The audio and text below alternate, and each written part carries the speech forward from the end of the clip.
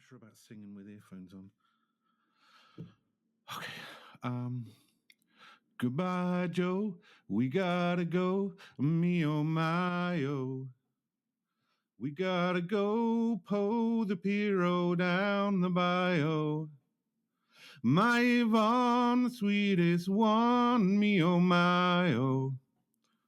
Son of a gun, we'll have big fun on the bayou. Jambalaya and a crawfish pie and Philly gumbo. For tonight I'm gonna see Mama Cheramio. Pick guitar, fill fruit jar, and be gay-o. Son of a gun, we'll have big fun on the bayou. So. Very nice. Very good. No, it's good. It sounds good. You know the song? Yeah, of course. It's a classic. I thought, of course, yeah. Yeah. It's a classic, and it's a really good song, and I kind of grew up on it, so it's got that emotion with me. What kind of music did you grow up with? Well, Dad was a musician, so it was... I got some killer dad stories if we ever get around to them. Sure. I don't remember who you were chatting with, but you were both discussing your fathers. And it was so interesting. And I thought maybe if I talked about my father, because it's just interesting talking about that generation. Mm-hmm. Where was I going with this? Music you were listening to with your dad. Music from my childhood. Crosby, Stills, Nash and Young, Jackson Brown, the Eagles, Fairport Convention. Probably not so big in the US. Have you heard of them? No, that was the only one that you listed that I was wondering about. Beatles, Rolling Stones, blah, blah, blah, blah, blah, blah. My dad was actually, he was a musician in the 1960s and the whole London music scene, and he was at a folk club, and he sat next to this American guy. Turns out that was Jimi Hendrix before he was famous. Wow. Yeah, so he's got all these stories, and I'm just like, oh my God. Is he still with you guys? Is he still alive? Yeah. Oh wow. I'm trying to pull all these stories out of him, and he doesn't think they're interesting. That's the problem. Oh my gosh, yeah.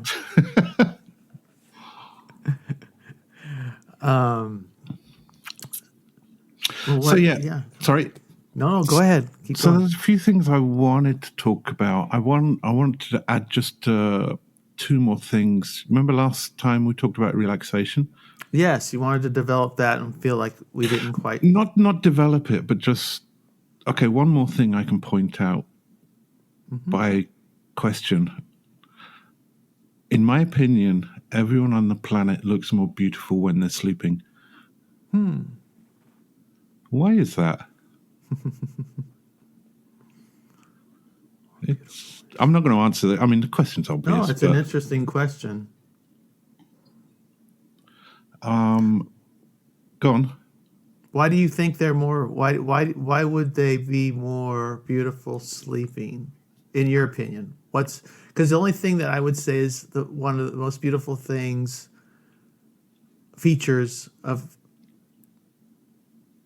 almost all human beings are their eyes, and their eyes are closed when they, of course, or when they're sleeping. And if their eyes are open when they're sleeping, it often looks and feels strange.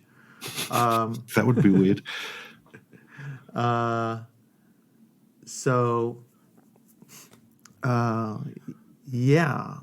Because did you have a lot of masking in Georgia during the pandemic? Yeah, I actually got fined for refusing to wear a mask. Okay. Outdoors on a warm spring day. Well, I noticed it forced me to look people in the eye. And I developed a new appreciation for eyes and for the human, just that aspect of the face. Because you take the mask off and it's a completely transformed being in Yeah. front of you. Yeah, that whole mask period was very strange for me. But not always in the negative sense. I mean, sometimes it's like it just the eyes are really astonishingly beautiful. I've spent They're most of my life gems. being terrified of looking people in the eye. I don't know if it's just me. Well, I wasn't normally that kind of person. I mean, until the masks, and then I'm going to connect. Very hard to connect with a person when you're used to focusing in this area in the middle from the nose down, and you're focusing, you're watching their words. You can't do that anymore when everybody's wearing a mask, and suddenly it's like you're really you have to really to kind of communicate. Yeah, You just have whatever to. cues you have to go on. If there's a mask Yeah, there, then you're going to focus on the eyes more. That makes perfect yeah, sense. and it just really I don't know. For me, it's a very beautiful aspect. But of course, you're sleeping. But you're right. I mean, there's another aspect. I mean, how many great sculptures are made of women in repose and just people sleeping, or a beautiful baby sleeping. We love babies when they're asleep. That's what the angels when they're sleeping. Yeah, there's something I notice with my children when they're asleep. They're like these tiny little things, and when they're awake, they're like as large as a house. Yes, very much so. So what was I going to say?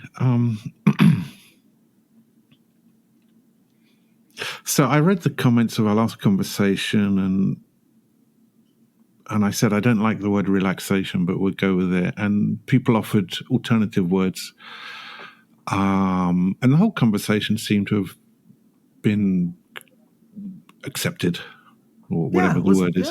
Well received. Well received. That's a better way.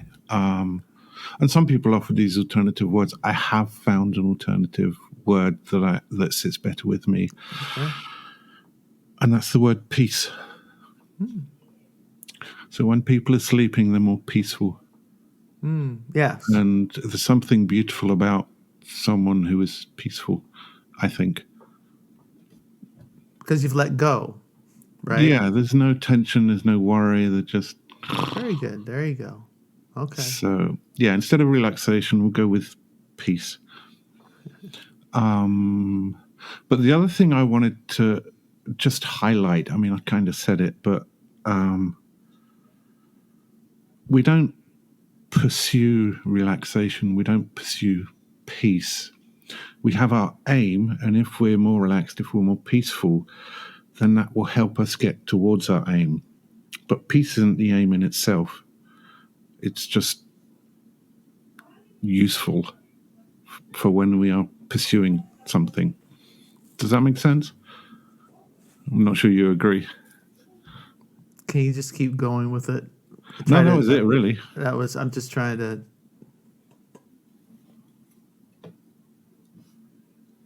I guess I have nothing else to add.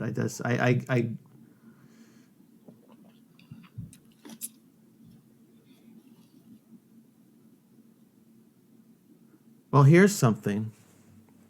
Are you keeping up with all of the apocalyptic discussions going on in the corner? The corner is bigger than I can keep up with. Yeah. It's kind of a theme right now. PVK's run with it some. We're in. He was the last couple videos he's done, and then Friday live stream touched on it quite a bit. Grail Country did a deep dive on it. Paul Kingsnorth, The End of Christendom, and last name Vespers. Paul did her can't remember her first name for some reason, but talked about the Motorbike Crusher.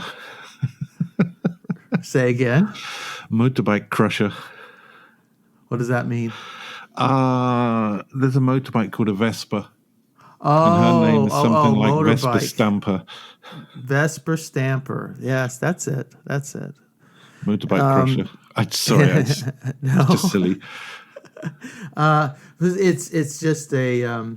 So you're talking about peace, and a body at rest or at peace. It might be a good time to introduce this to the corner to get see if we can get some traction on the subject, since there seems to be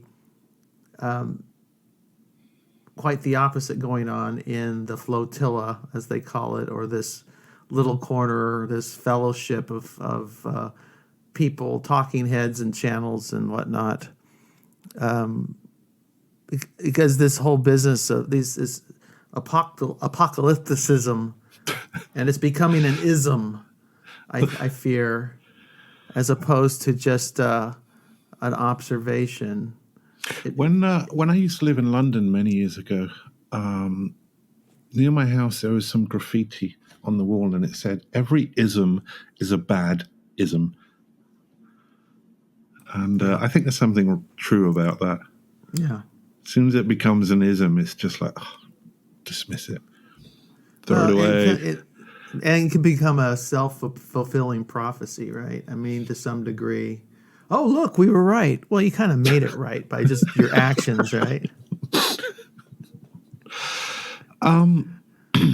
I mean, have you heard of someone in the corner needs to get Neil Howe on to explain generations and the fourth turning, because everyone's familiar with like boomer and millennial and all these generational names.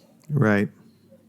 Neil Howe figured all this out. He was the guy, him and his co-author, who's no longer with us. What's his name? Bill Strauss and Howe. But Neil Howe does podcasts, so somebody really ought to get him on and just ask him to. I mean, everyone should read his book. It's a great historical document. But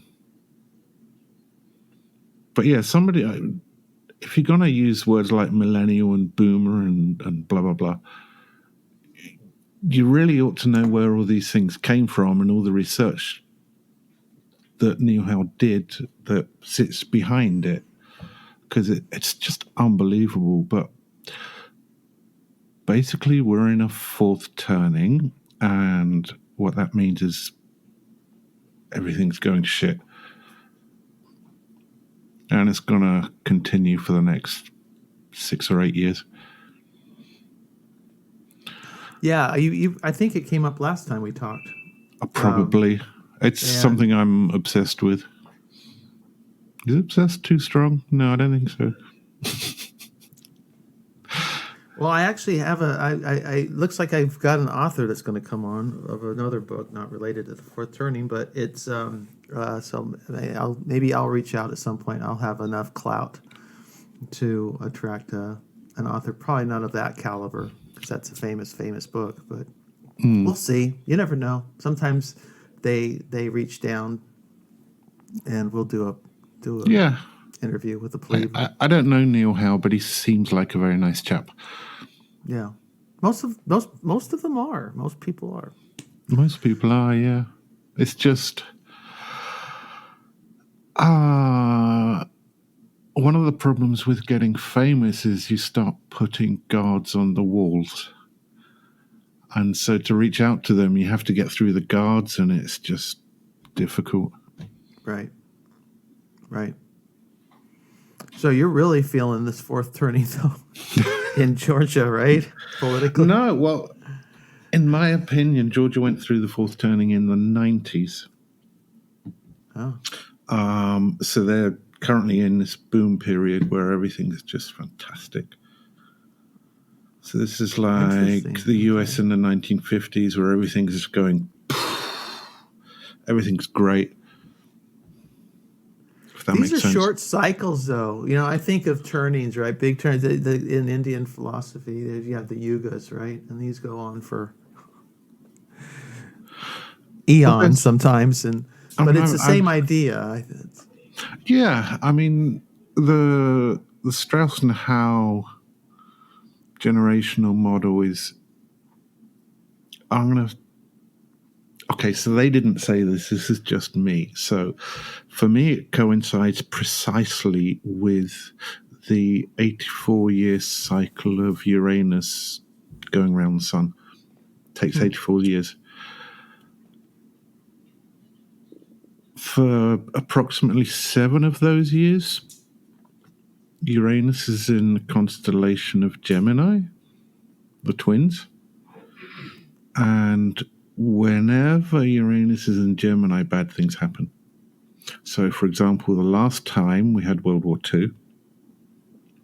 The time before that, you had the American Civil War. The time before that, you had the War of Independence, which was also a civil war, according to Neil Howe, who did this historical study. The time before that, you had the kind of crescendo of the colonial wars. And the time before that, you had the first English settlers on the US mainland. Mm-hmm. So it's a big thing, and you know, we can see it historically. It's what do you think? there.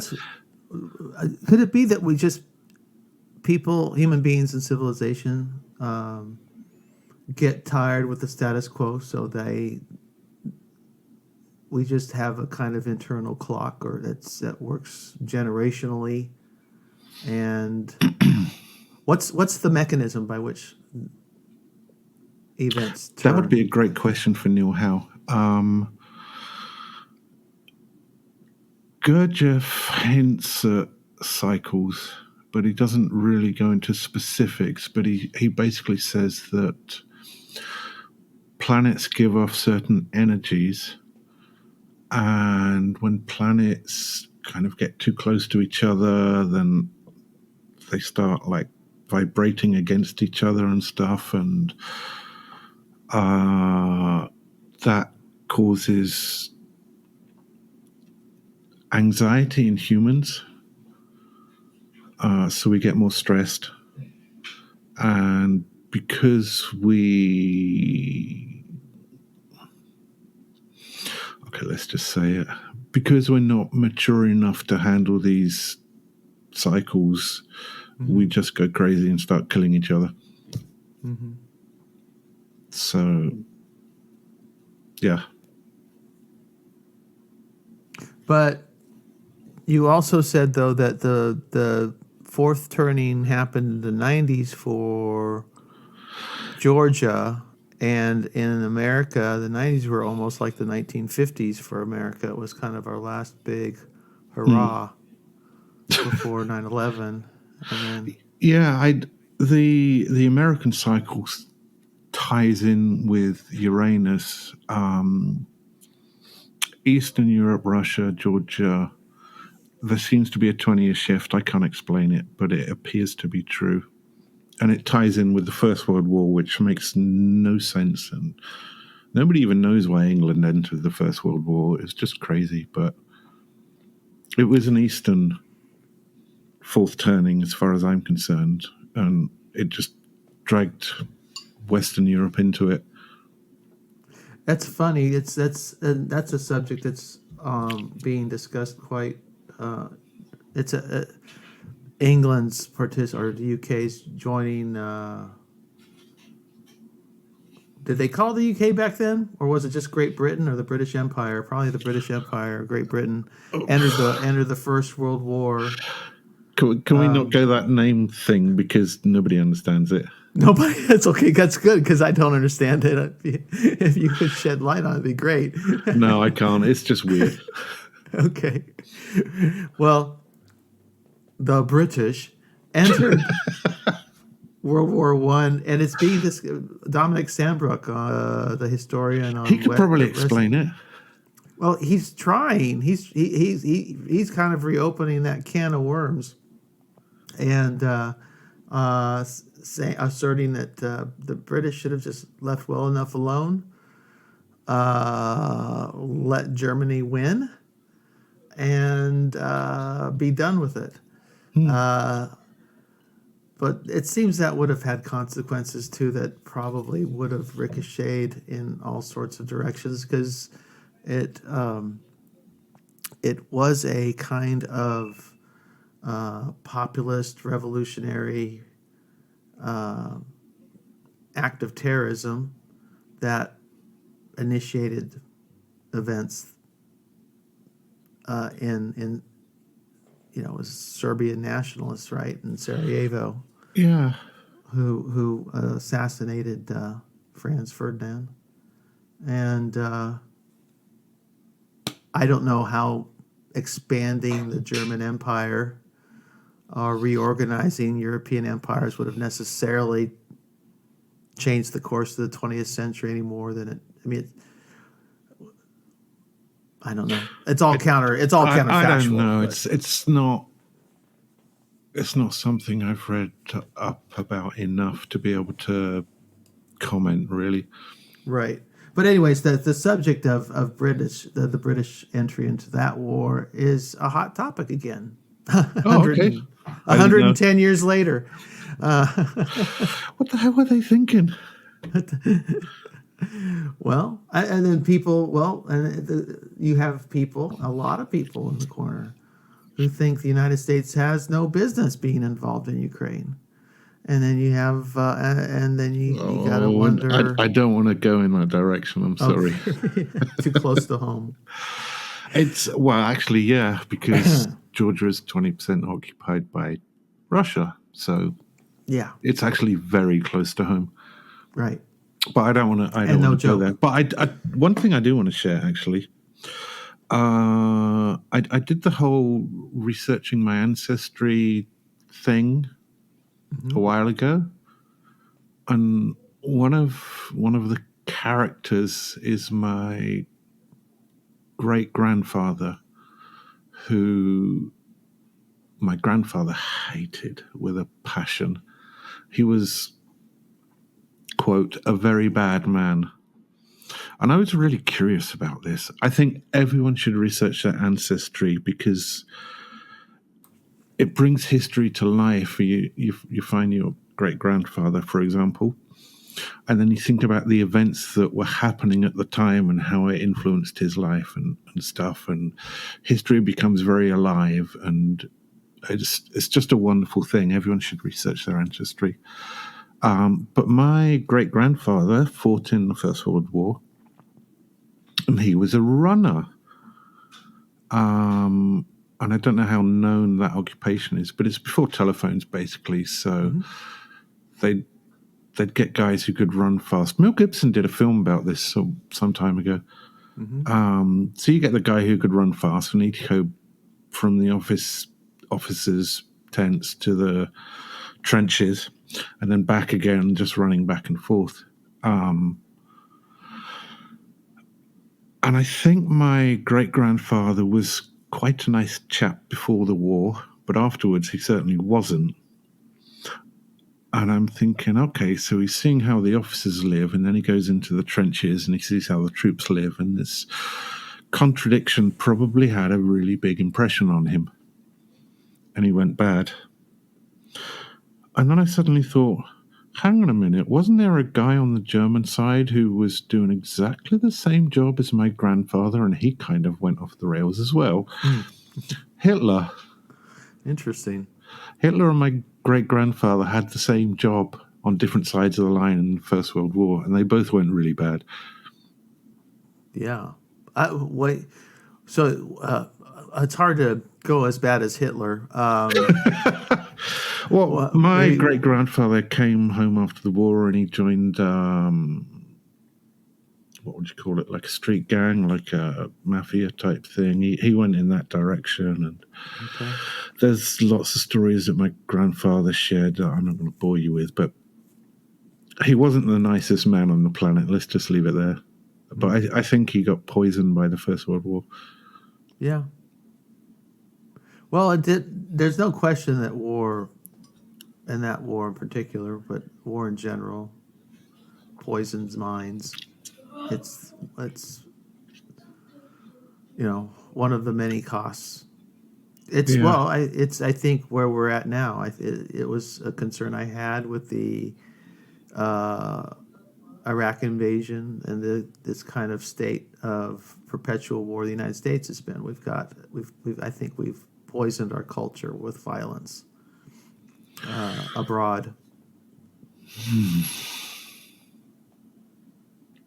So I'd if you need to think notice about that. if you notice a lot of the guys who, and people will get very upset, but the guys who charged into the Capitol building on January 6th were great.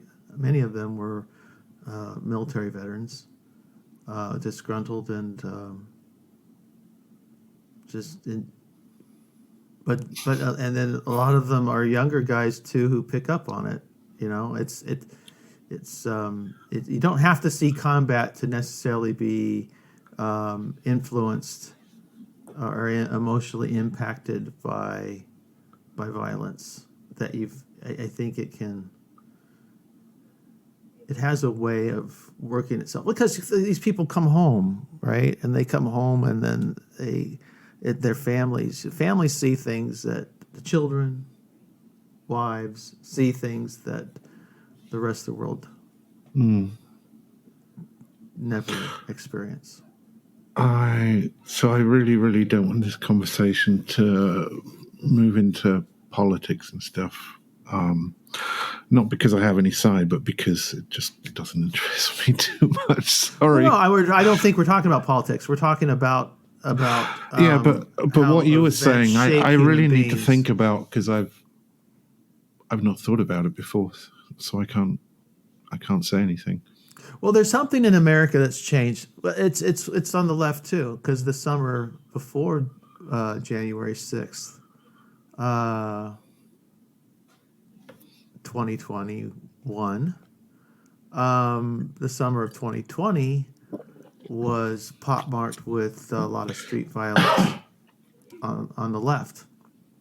Americans we went through a period when Martin Luther King was kind of the ideal political actor, and his this whole idea of justice is an inevitability in the arc of history. His view that he was heavily influenced by Gandhian nonviolence as a strategy for political change. You take a blow, you don't have to return it, and you can actually take a blow bravely, courageously for your people and for your movement, and peaceful, nonviolent political resistance had become a kind of American ideal for a period from from his assassination until the 21st century. The beginning of the 21st century, it seems like things change, and Americans develop a new attitude towards violence, and it's to a point now where there's complete cynicism about Martin Luther King's example in my country. And the whole world seems to have this. Maybe go to your turning. I don't know. The mode now is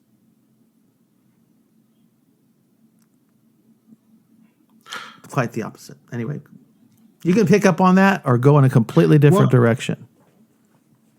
I mean, it's not something I've thought about, but my kind of gut feeling of what you're saying is you're onto something. And it would be worthwhile spending some time pondering this. So maybe next time we talk and after I've thought about it, we could have a conversation about it. But at the moment, I'm like, actually, there's something that smells right about what Mark's saying, but I need to think about it. Fair enough. Your wife liked the last. I was happy to hear your wife approved. I'm very high on wife approval of what we do. If your wife liked what we talked or liked the discussion, tell me a little bit about that. What was her reaction to our first discussion?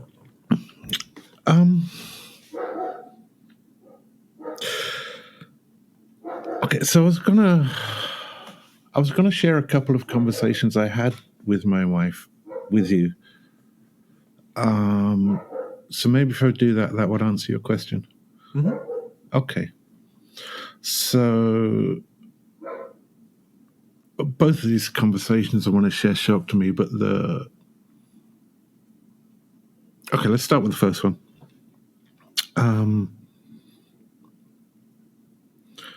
So I'm going to coin the term. So we have like physical illness.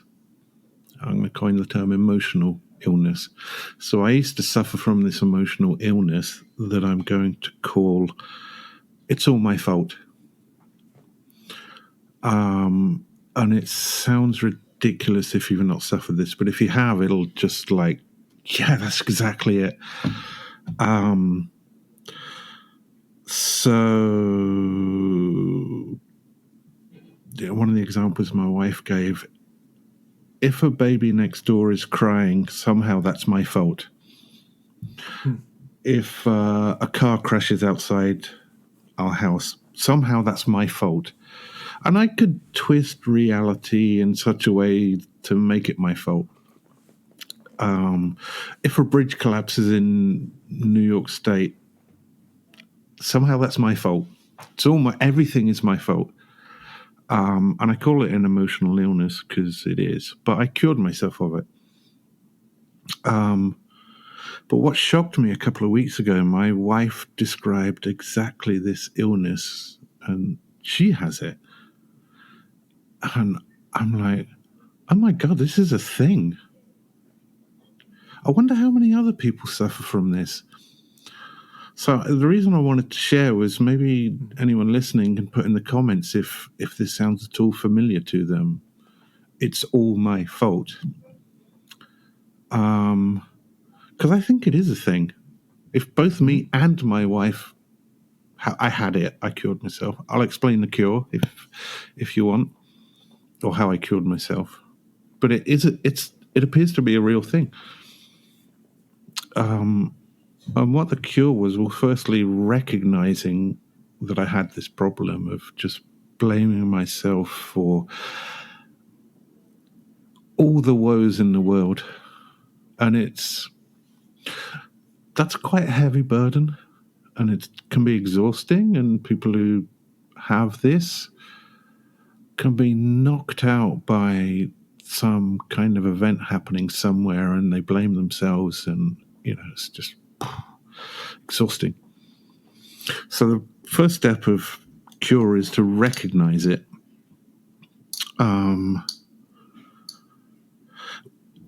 One of the problems with emotions is we often think it's a good thing, like I care about everything, and so I'm a good person and blah, blah, blah. But this particular form of care is not useful. It is exhausting. It's very draining, and it doesn't serve any purpose whatsoever. So it's not a good thing. So recognize you have it, recognize it's not a good thing, and then stage 3 is to just check yourself. Oh my God, a bridge fell down in New York. Is that my fault? Is it wait, stop. Is it actually my fault? And just, start to question yourself about, really, is it your fault? Or, whether you exist or not, it was still going to happen. So probably not your fault. And just, each time you have this like heart stopping, like, oh my God, it's like, check yourself.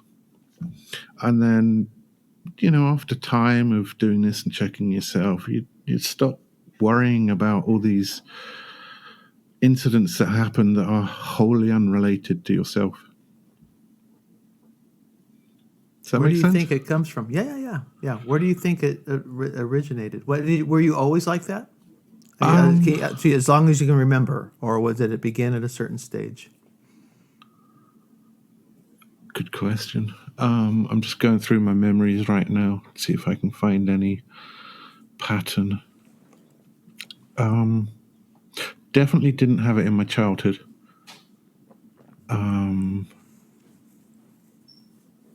Huh. Okay, I think I know where it came from, but it's a very long conversation. But it would be late teens, early 20s. It started to appear, started to manifest itself. So what happened then? Without being, I'm not your psychologist, but I'm curious what happened then. That's a very long conversation. I started listening to other people. That's what happened. The wrong kind of people, or just you became, was it It's when I was self-conscious kicked out about of the your own Garden of thoughts? Eden. Okay. It's a Fair enough. very long conversation, that one. And I might be wrong, but... Well, the corner specializes in long conversations, so no worries. yeah, You can do with it what you like. maybe we'll keep that one. I mean, Put a pin in that it's one too. controversial. Yeah, we'll put a pin in that one, and it's probably quite Okay. controversial. But it's good advice, because I think a lot of people are like that. I'm sure there's a official psychological term for it, but it's not. It's actually kind of on the tip of my tongue, and yet I cannot recall it. It is a recognized phenomenon. Okay, that makes sense, because I mean, it existed in me, and my wife has it, so it's obviously not that unusual. No, I have it to a certain degree. I remember a most vivid example back in the day when going to college or something. Well, it was this event happened in college, and I'm doing really well in a composition class. I have a great relationship with the professor. It was not it's a small seminar type of setup. Everything's going great, but I don't know. He had a bad day at the class because there were a lot of students didn't deliver their work and they're half-assing it. And he took 15 minutes of class time to just lay down the law and tell him to straighten up and fly right or get the hell out of his room. And I took it all in as I was like, oh, what did I do wrong? I just internalized it. And he said, I'm not talking to you. But I've always been that kind of. I was like that as a kid too. It's just like, oh, it's maybe an excess of empathy, or too much sensitivity. Who knows? I don't know where it all comes from. Sense of emotional insecurity. What makes a person, is what even makes a person kind of prone to depression. Where does all that come from? Yeah, I mean, when I listen to your video where you're talking about bipolar disorder, I kind of I pictured, so we have like emotions going up and down, and I kind of picture them in a sine wave. And your description of bipolar was you just have these like massive swings up and emotional ups and emotional downs, and I mean, you've learned to not identify with them or whatever the term is, but Right. it's like uncontrolled emotions. And I think that's something everyone suffers from. It just manifests in different ways. Yeah, and I think some people manage it better, maybe. Then there's people that seemingly don't feel anything, go through life and don't notice at all. That's another long conversation. Related. Maybe we should do that. There's a couple of things I plan to talk about. What's really important? You gave me quite a list. What's the big one that you don't want to that you would kick yourself if we didn't talk about it?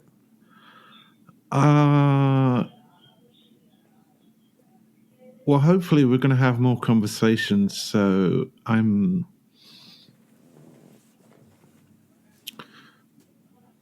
patience doesn't exist, but impatience definitely exists.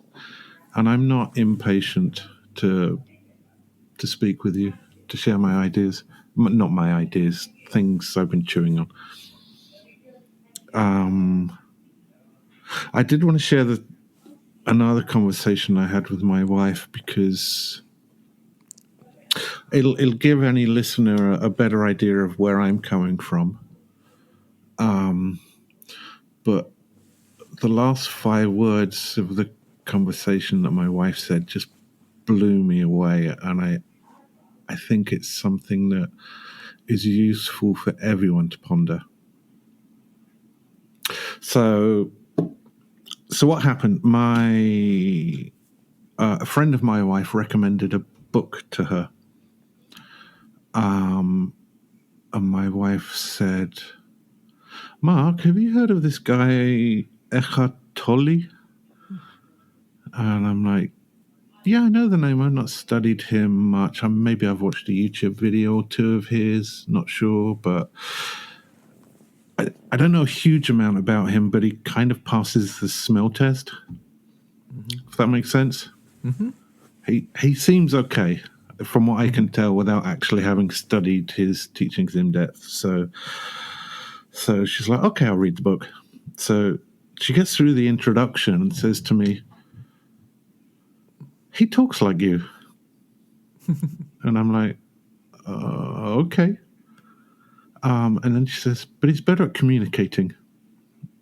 And I'm like, I am really bad at communicating with people, and it's basically why I stopped writing the book I was writing. It's like, this is awful. I need to talk to people and see what sits, and see what is understood, and see what is not understood, and figure out all this before I actually write a book, which is part of the motivation of talking to you, although I really enjoy our chats.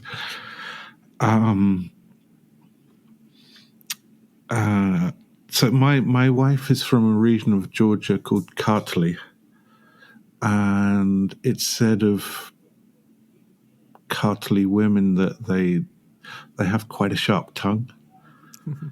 They say in Georgian, she speaks with an axe. And an old family friend of ours says of my wife, she speaks with an axe. But my wife says of me that I speak with a sledgehammer. So Interesting.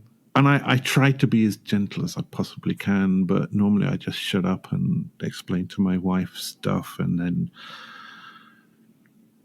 she'll soften it and blah, blah, blah. So I use my wife as a translator in that way as well. But where was I going with this? So I'm talking to her about us chatting, and she's like, great, you really need to share some of the ideas that you've been chewing on. And I said to her something like, people are going to hate me if I start sharing some of these ideas. And I don't know if I want that. I don't want to. And every time I go to have like a podcast with someone, I'm, for the few days before, I'm just like, I should cancel it. I don't want to do this. I really don't want to do this. I just want to cancel. So I'm saying all this to her, and she said these 5 words, and I'm just like, everyone should ponder them. She said, God is not a burden.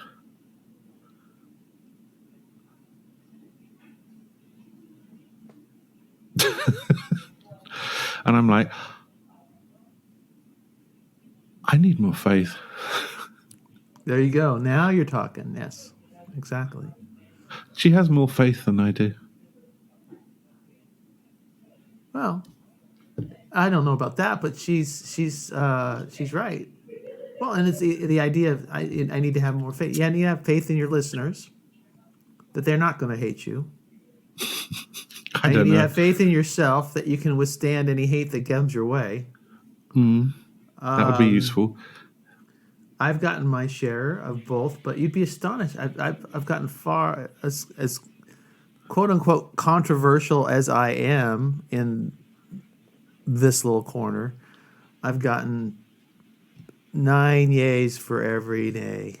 I mean, it's the amount of support and love I get from these people It always astounds me. Yeah, Jordan Peterson says the same thing. Yeah. Yeah, you The, get the far more critics are love than loud. you do. Oh, yeah. Certainly. I mean, now, if you're spewing venom, if that's your spiel, and that's not your thing, that's not what you're doing, you're going to get what you put in, right? If you're sowing hate, don't be surprised you get hate back, but that's not what you're doing. I know Not that. intentionally. It No. may.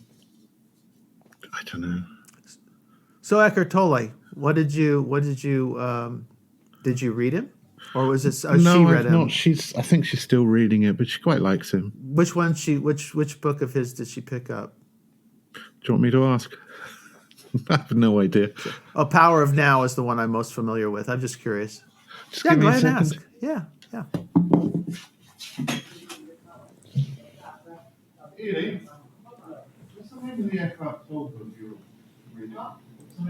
Oh, I can't hear you.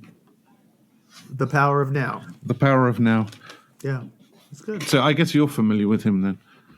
Well, it's funny that he comes up around the corner. He came up recently in somebody's discussion. I can't remember which. But yeah, it's that's the book I was handed by my psychiatrist. The last one that kind of got me on the road out of despair with bipolar. That it's just like he said, check this out. He said it's basically, he sold it to me. He said it's just a twist on cognitive behavioral therapy. And so I said, okay. I found it very challenging at the time. But that's what got me rolling, and it moved me. I got the ball rolling, and I went into yoga and meditation and ultimately Buddhism and back to Christianity. That book got me started. So I'm not it's against not a it. bad book then. No. It's there's a, and don't be surprised you find something you find something you like that your wife may say this is the best book in the world, and then 5 years later she's moved on and said, yeah, that was helpful, but it's like that's how things work, right? I mean, it's like, Yeah. is that a go-to book for me now? No, but it was important. Yeah. It was Stepping important. stone, I think you said. Exactly. Yeah. Quite an important stepping stone. Yeah, to say the least. Yeah, for me. Yeah. Okay. Yeah, I don't know why people hate on him. They do hate on him quite a bit, but I don't know why. That's the thing I want to avoid. Is like, why are people just hating on? I mean, a lot of people hate on Jordan Peterson. It's like, it's just a psychologist. What's the problem? But yeah, he gets all this crap, and I'm sure Eckhart Tolle gets a lot of hate as well. And it's like, look, if you don't like his teaching, don't look at it. Why do you have to do this hate stuff? I don't get it. That I need to study as well. That's weird. It seems to be a kind of fundamentalist reflex, and you can have that reflex and not be a fundamentalist. But people who are just deeply Do you mean attached fundamentalist Christian? as in religious for fundamentalism, yeah, or any kind of that, back to the ism. People who are just stuck in their ism, and they. So it's like blinkers and someone saying, "Oh, look, there's stuff over there," and I'm like, "No, it doesn't exist. It's wrong. It's evil because it's not in my vision." Yeah. Well, the funny thing is, blinkers can be actually, for like a horse, can be useful, right? Mm-hmm. It can, but human beings, it is, instead of this, where it's just blocking out unnecessary information, it's more like this. For those of you listening, I'm covering my eyes as opposed to just putting my hands to the side of my eyes. But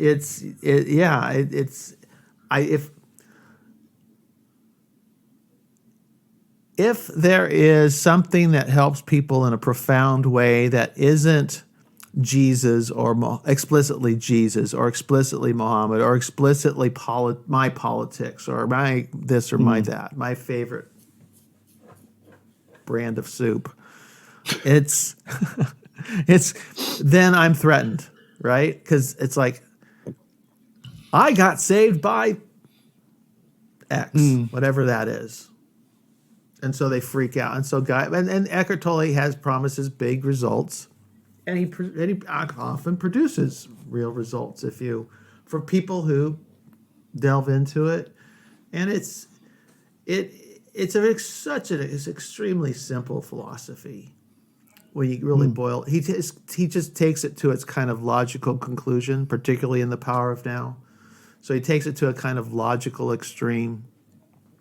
This idea of living completely in the present. You don't have any problems when if you're here, breathing, standing right here, right now. What are your real problems? And his argument is most of the things that that generate anxiety and despair are imaginary. And he's right. He is right.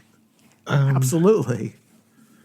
Because if I no longer had the capability of thinking about the future and being a father and trying to worry about where money's coming from and yada, yada, yada, yada. If I can't see the future, if that's gone, it's just now. It's like, I'm okay. Everything's fine. What the hell am I worried about? So there are no bears in your bedroom, right? I mean, there is nothing. It's fine. Exactly. In my case, last Sunday, it was rats in the attic. That's a problem. Okay, we got a problem. And the way I managed it was I just sent you an email a few hours ahead and said, Mark, I don't think we're going to be able to do our podcast. I replied saying something like, you got to do the man thing. I had no idea what the problem was, but... No, I wasn't sure what the problem was. Because the wife swore it was raccoons. I'm like going, how do raccoons get in the attic? Do you know now what I'm really worried. Now? What? Do you know what it was now? Yeah. Well, they think. It turned out that they're not even in the house. We have a kind of imitation Spanish tile. It's a modern innovation on the old clay Spanish tiles. Okay. Well, this material, it's like a drum. The whole attic is built like a drum. God. So... apparently they were having a party up on the roof, and whatever they were doing just resonated through so that it sounded like they were right on top of the drywall on the ceiling. I mean, I could have swore to you I had animals on my ceiling with like a half inch of plaster between me and them.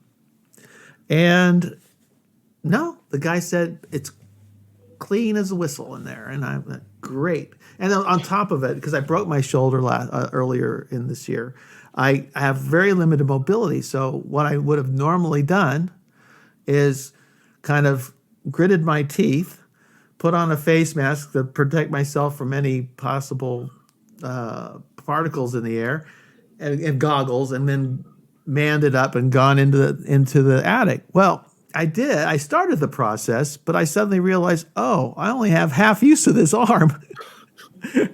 So I'm walking in with I'm a 1.5 armed man now. So I'm trying to get the panel up because it's not mechanized. It's just a gravity held in place thing. And I had no way of, and then what I would have normally had to do is climb right up as high as I could on the ladder, then do a kind of a little hop up into it because it's fairly high ceiling, and hope and pray that whatever's up there didn't attack me. Well, it turned out I never was really able to get that panel even out of the way, and because I'm now a feeble old man. So I had to wait and call professionals, and it turned out the professional did a complete inspection, and there's the inside of the house is fine. It was all on the outside. It's just the design of the way this house is engineered made it sound like they were in the house. So strange story, total aside. But anyway, sometimes you have rats in the attic, sometimes you don't. Those are real problems, and that's what Eckhart Tolle says. Just deal with what's right in front of you. It's ludicrously simple and yet he does. He manages to he's made a career out of it. And but because in his own personal story, he was himself on the brink of suicide and despair, and this is the process by which he more or less talked his way out of it. Is so through self-talk,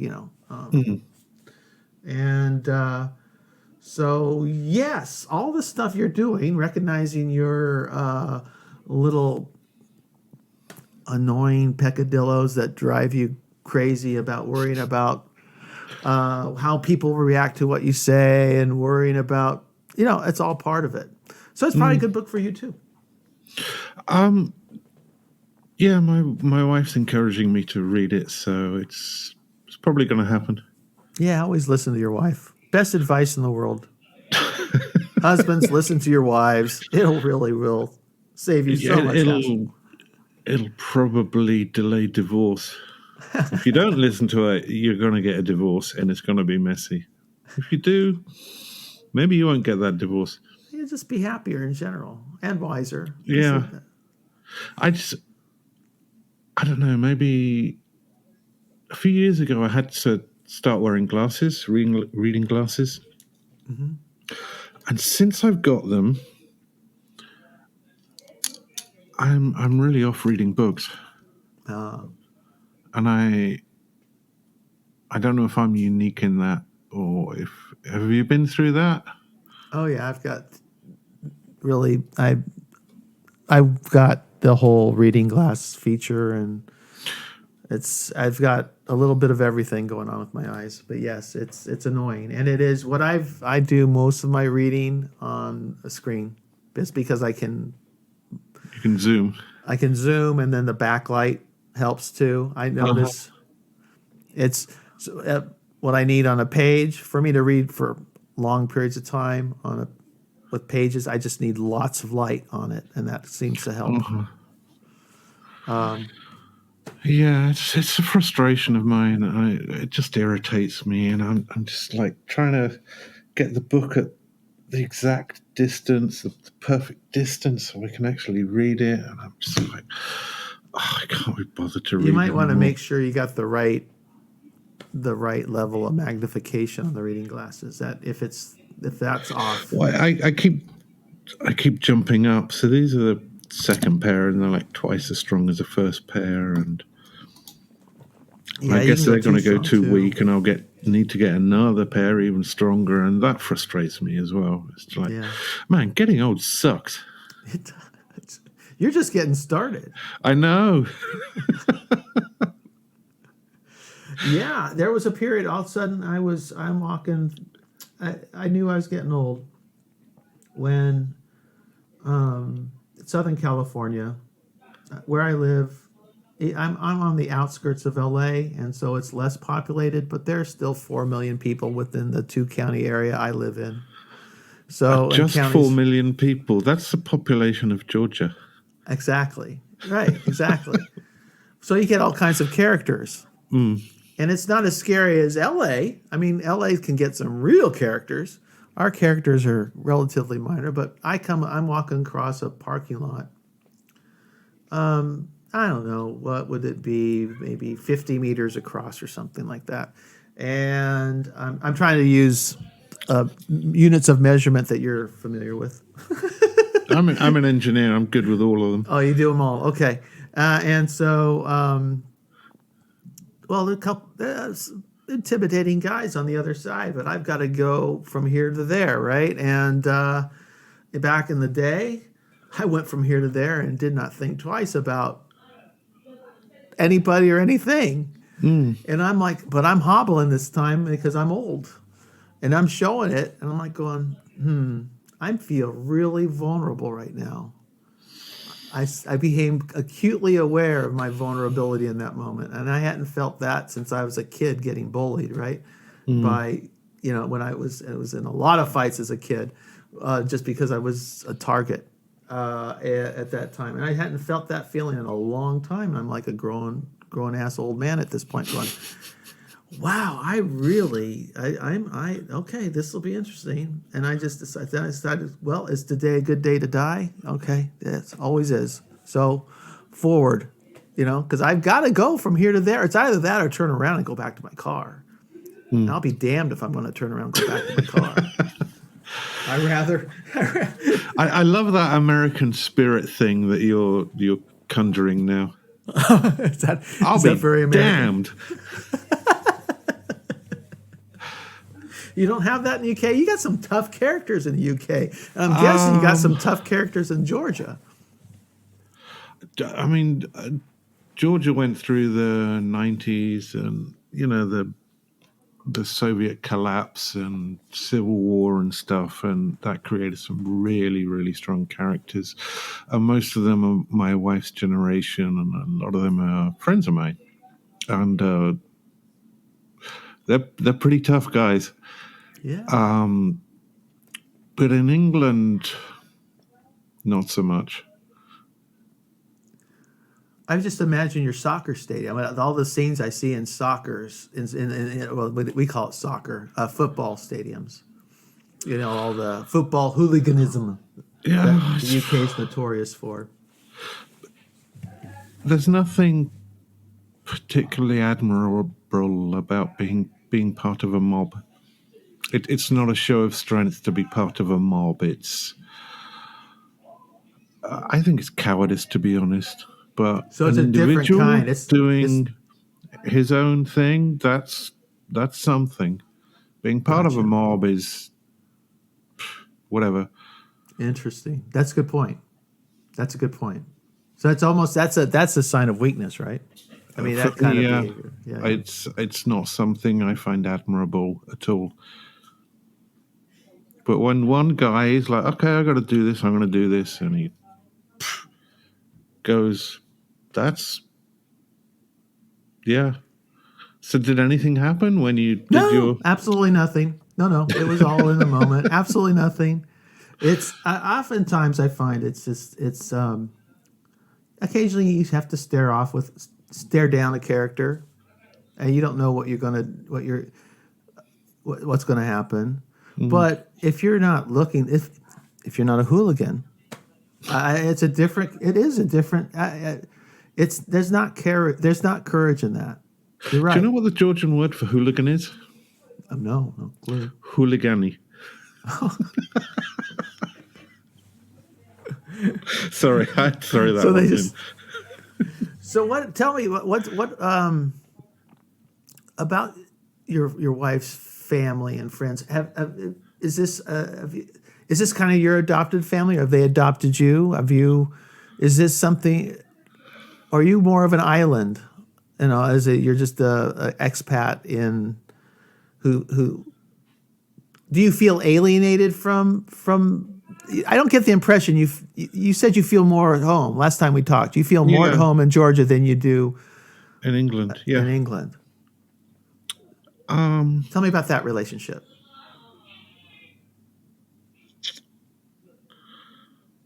Okay, so before we got married, I knew I wasn't just marrying her. I was also marrying into her family, and I accepted that, and that was fine. And so I married into her family, and she has a brother, and he has his own family, and she has parents, and blah, blah, blah. And I got that, and that was fine. What I didn't realize was I was also marrying all her friends. And she has a lot of friends.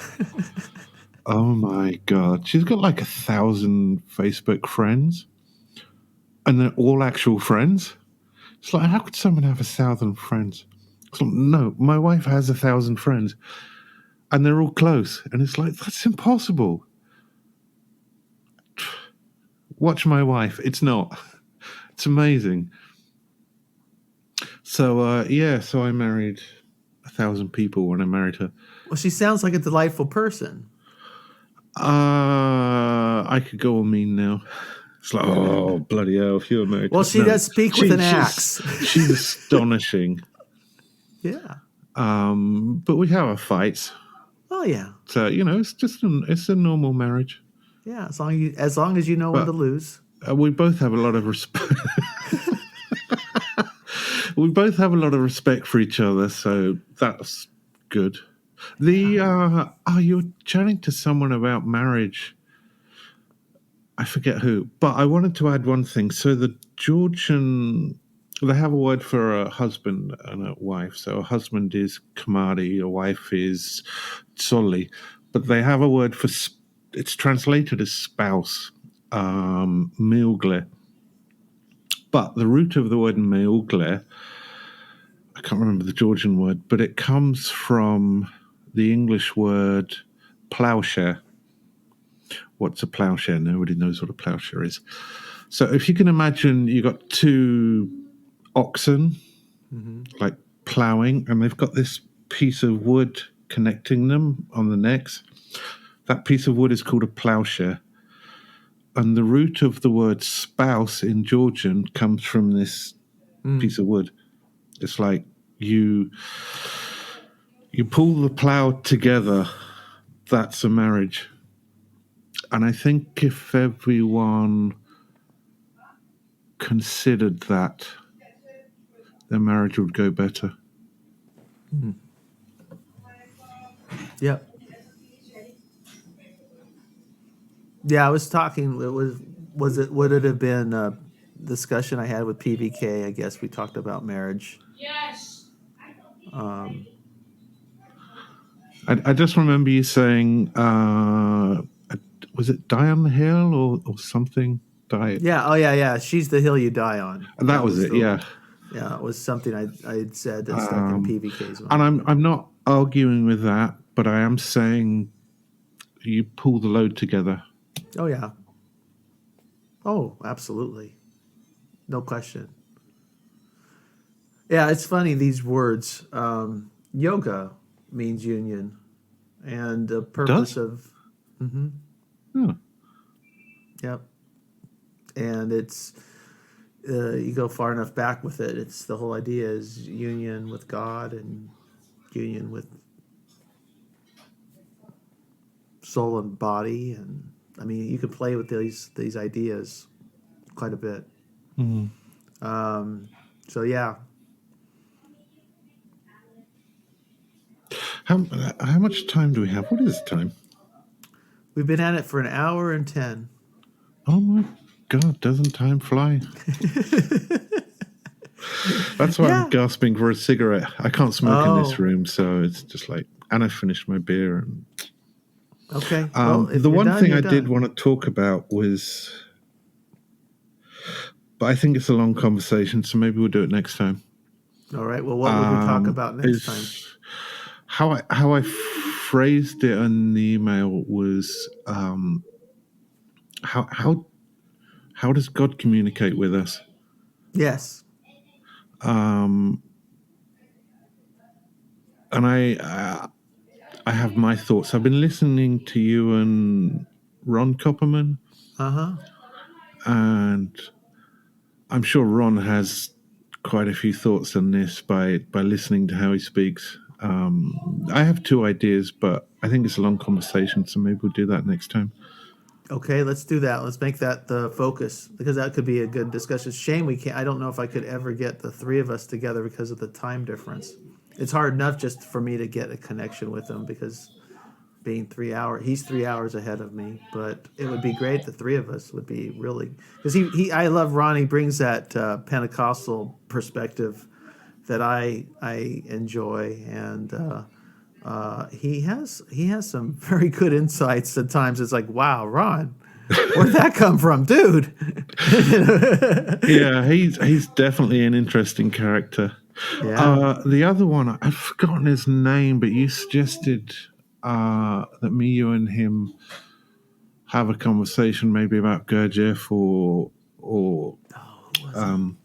William Branch, is it? Oh yeah, William. Yes. Yeah, so that could be interesting. That would be if William would come on. He won't talk on. He doesn't do the. Not in this. He did do it once as a no. You know what? He might. He's an hour ahead of me, I think.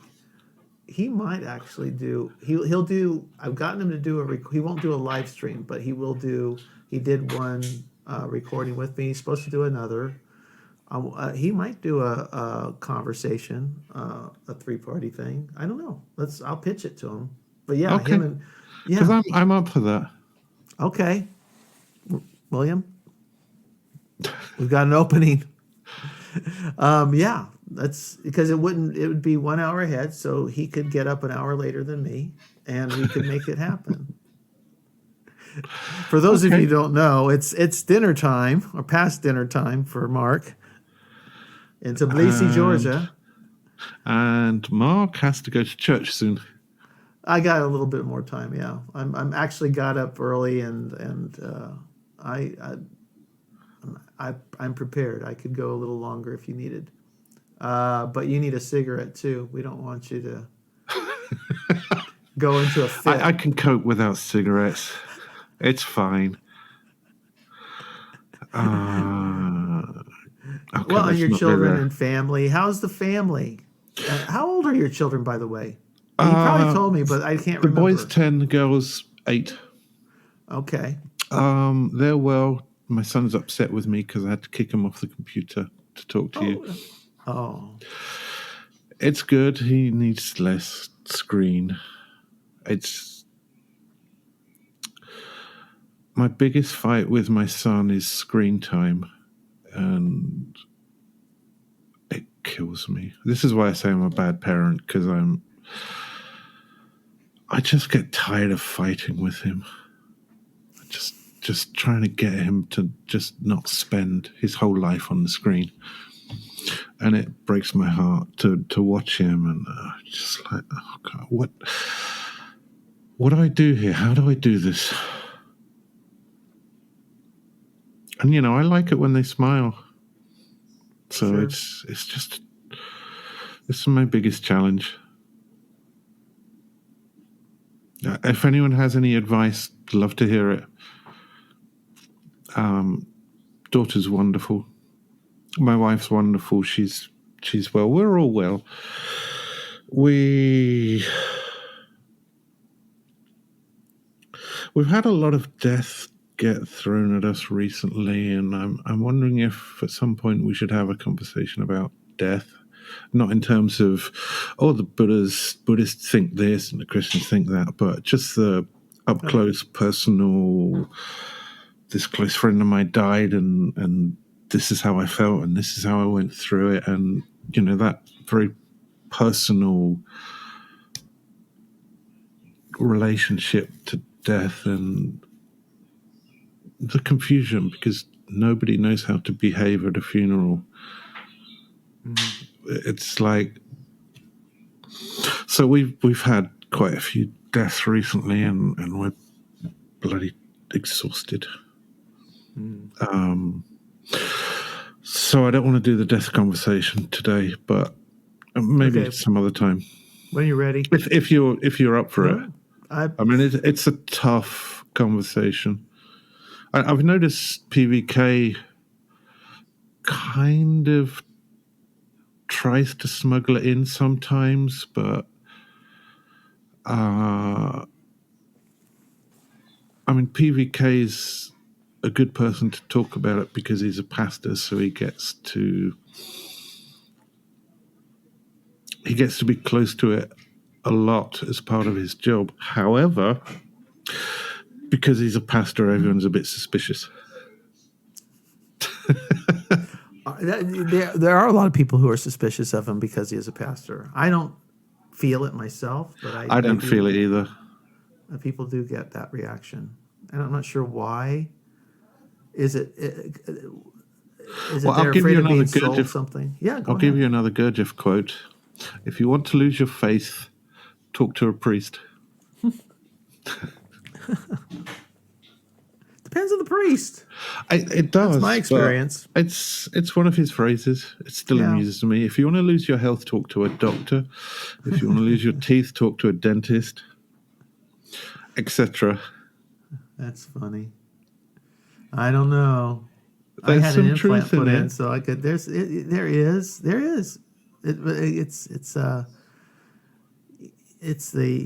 I've been to a bad dentist and I've been to good dentists. And the bad dentist is worse than no dentist at all. No question about it. Mm. But a good dentist can save your jaw. So, it's literally. That's something. Yeah, so that's something. We'll put a pin in. Let's definitely talk about death sometime because I love the discussion. Well, I'd love to talk about death. It's not a discussion I want to have, but I think it would be useful. Oh yeah.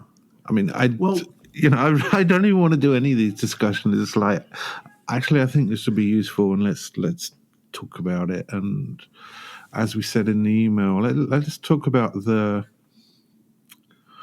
I remember hearing Paul van der Clay talking about Christian YouTubers, and they're trying to figure out what they can and can't talk about. And I don't have that limitation, and it seems you don't have it either. So it's like, well, maybe we can talk about the things that they feel they're not allowed to talk about, whatever that is. Problem is, I don't actually know what they feel they're not allowed to talk about is. So whatever that is, we could talk about that. absolutely. No, the only limitation is whatever we put on ourselves and YouTube. YouTube decides you've crossed the line. Out we go. But other than that, we're free. Yeah, I have no problem talking about anything. Certain things I don't like. I don't want to talk about. There's some people who, but we've yet to cross that line. Yeah, I don't have any problems with anything you want to talk about. So far. So far, no Okay, problem. I'm kind of You're drained. Let's let it go. I'm nodding Breathe. off. Okay, so Maybe it's a good time to wrap. Don't get. You want to listen to this ahead again before it goes up? I didn't say anything that I'm Not worried to my about. knowledge. So no, I'll send let's you just the see link what to the